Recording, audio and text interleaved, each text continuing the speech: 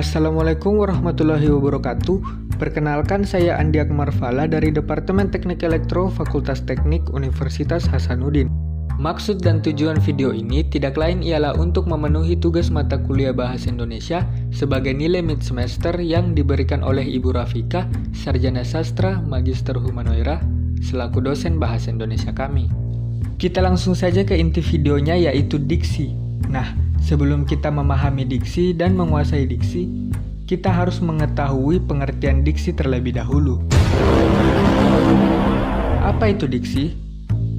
Jadi, diksi adalah hasil dari upaya memilih kata yang tepat dan sesuai yang digunakan dalam situasi tertentu dalam suatu tuturan. Nah, dalam pengertian tadi, kita mendengar kata tepat dan sesuai.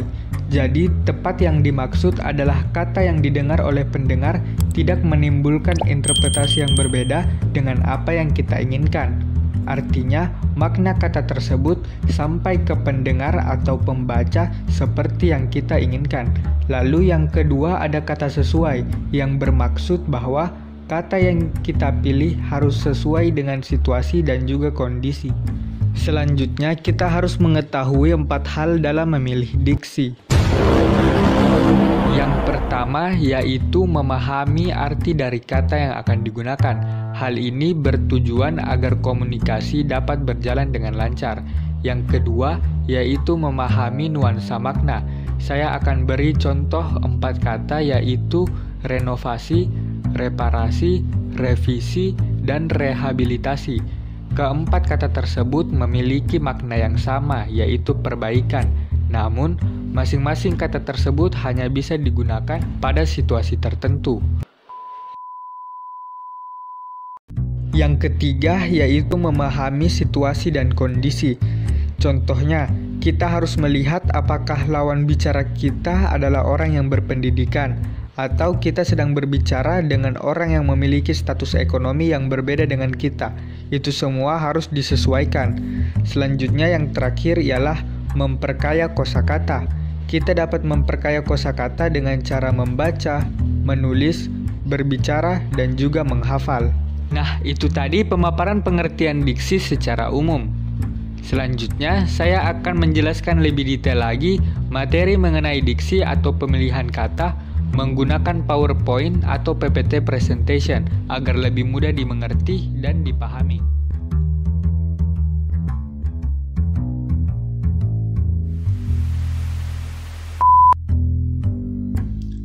Baik, sekarang saya akan melanjutkan penjelasan saya mengenai diksi atau pemilihan kata menggunakan PowerPoint yang saya sudah buat ini. Jadi kita lanjut saja, tapi sebelum itu, jika kalian ingin membaca PowerPoint ini, saya sudah taruh linknya di deskripsi di bawah, kalian bisa cek. Baik, kita langsung saja ke slide pertama. Di sini ada definisi diksi. Jadi ini sama seperti yang saya sudah jelaskan di awal tadi, bahwa diksi itu merupakan upaya pemilihan kata yang tepat dan sesuai. Kita lanjut. Di sini ada pentingnya diksi. Apa pentingnya diksi?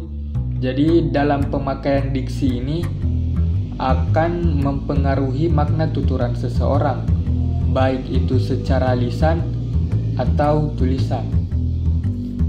Oke, slide berikutnya, diksi dalam kalimat. Jadi penggunaan diksi dalam kalimat juga itu sangat penting, karena jika kita salah memilih sebuah kata, maka makna dari kalimat tersebut akan berubah.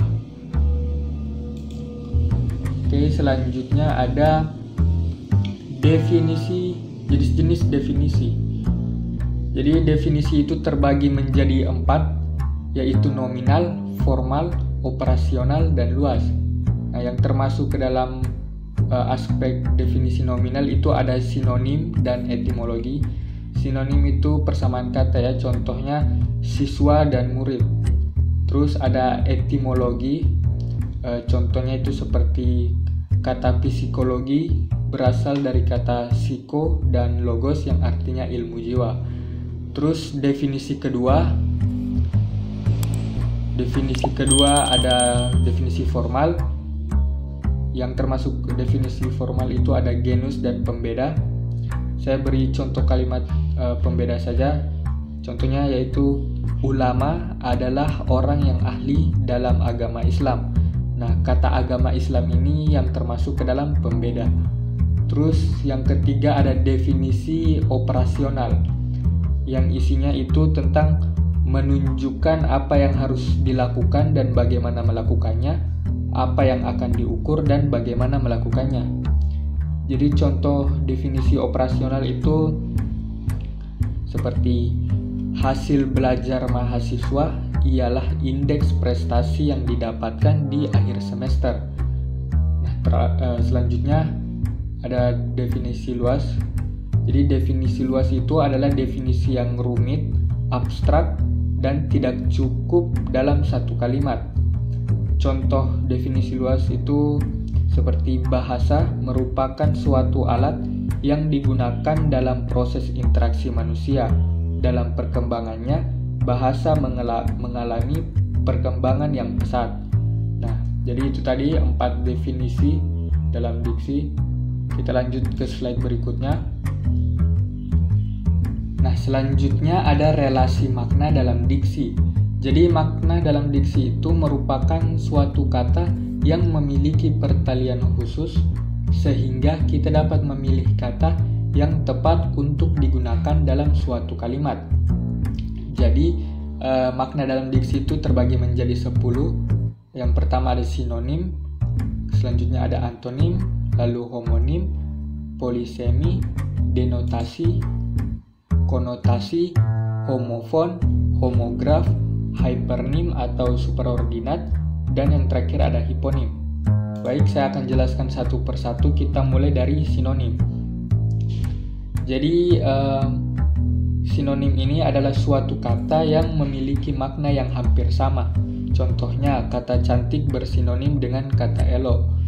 Yang kedua ada antonim. Jadi antonim ini merupakan suatu kata yang berlawanan maknanya. Misalnya kata bagus memiliki antonim jelek, buruk, dan lain-lain. Terus ada homonim. Homonim itu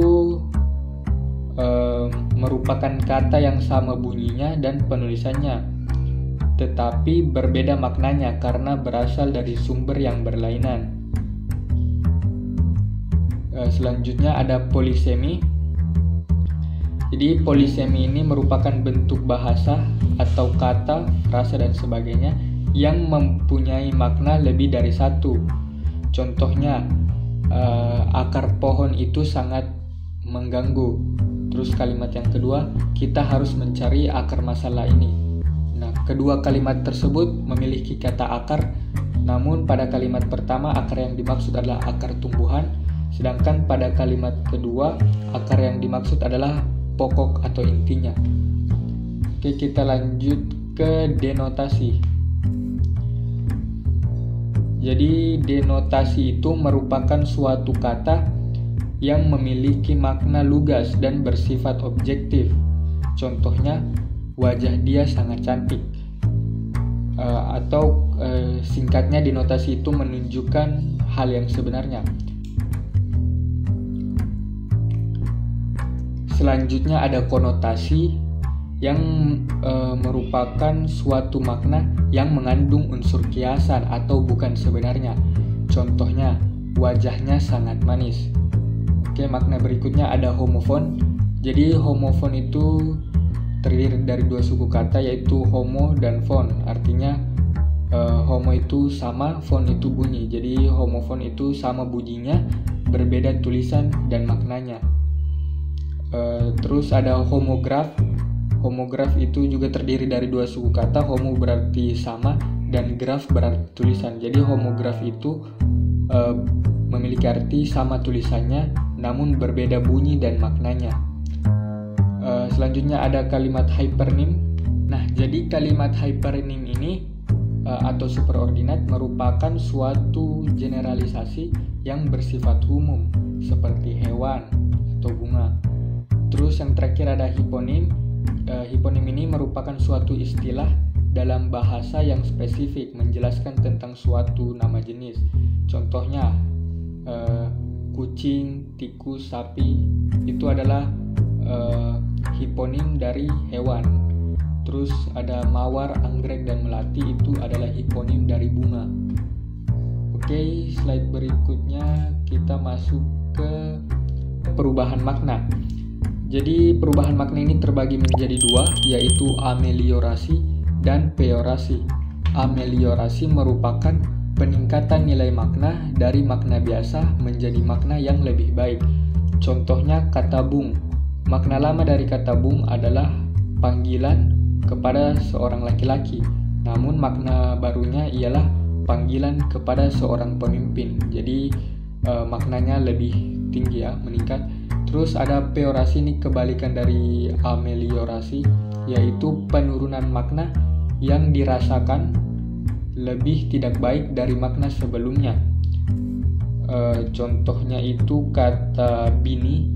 Jadi makna lamanya itu perempuan yang sudah dinikahi, namun makna barunya adalah istri. Baik, selanjutnya sudah tidak ada ya. Sebelum saya mengakhiri video ini, sebaiknya kita melihat pengertian diksi menurut para ahli. Oke, di sini di websitenya Kompas kita baca di sini, diksi adalah pilihan kata dalam tulisan yang biasa digunakan untuk menggambarkan suatu cerita atau memberi makna sesuai dengan keinginan penulis. Menurut KBBI, diksi adalah pilihan kata yang tepat serta selaras dan bertujuan agar pembaca dapat memahami teks dalam tulisan. Oke, semuanya sama ya. Di sini ada pengertian diksi menurut para ahli. Yang pertama ada Goriskeraf. Goriskeraf dalam buku berjudul Diksi dan Gaya Bahasa 2008 berpendapat bahwa diksi terbagi menjadi dua, yaitu pilihan kata atau tentang pengertian kata. Sebagai pengertian kata, diksi digunakan untuk menyampaikan suatu gagasan, pengungkapan yang tepat serta gaya penyampaian yang lebih dan sesuai dengan situasi. Kedua, Kraft mendefinisikan diksi sebagai sebuah kemampuan untuk membedakan secara tepat nuansa makna dari gagasan yang disampaikan. Selain itu, diksi juga dapat berupa kemampuan untuk menemukan bentuk yang sesuai dengan nilai, situasi yang dimiliki oleh kelompok pendengar, pembaca, dan masyarakat. Menurut Susilo Mansuruddin, diksi adalah pilihan kata. Menurut dia dalam Mozaik Bahasa Indonesia 2010, pemakaian atau pemilihan diksi yang benar, tepat, serta cermat dapat membantu penulis dalam memberi nilai pada suatu kata. Pilihan diksi yang sesuai dengan kata lain akan mencegah terjadinya kesalahan penafsiran atau penafsiran yang berbeda dari penulis ke pembaca. Menurut Widya Martaya dalam bukunya Seni Menuangkan Gagasan tahun 1988 mendefinisikan diksi sebagai kemampuan seseorang untuk membedakan suatu nuansa makna dengan tepat sesuai dengan gagasan yang disampaikan. Kemampuan seseorang dalam membedakan makna tersebut sesuai dengan situasi dan nilai rasa yang dimiliki oleh kelompok masyarakat dan pendengar maupun pembaca. Dan terakhir, menurut Endre tidak begitu berbeda dengan pendapat ahli lainnya. Dalam buku berjudul Dasar-Dasar Keterampilan Menulis tahun 1988, diksi adalah penggunaan kata yang sesuai untuk mewakili pikiran serta perawatan yang ingin disampaikan dalam pola-pola kalimat tertentu. Apabila ditarik dari kesimpulannya, dapat diartikan diksi adalah pilihan kata yang dapat menentukan gaya bahasa untuk mengungkapkan isi pikiran, gagasan penulis agar tidak terjadi kesalahan penafsiran dalam tulisan.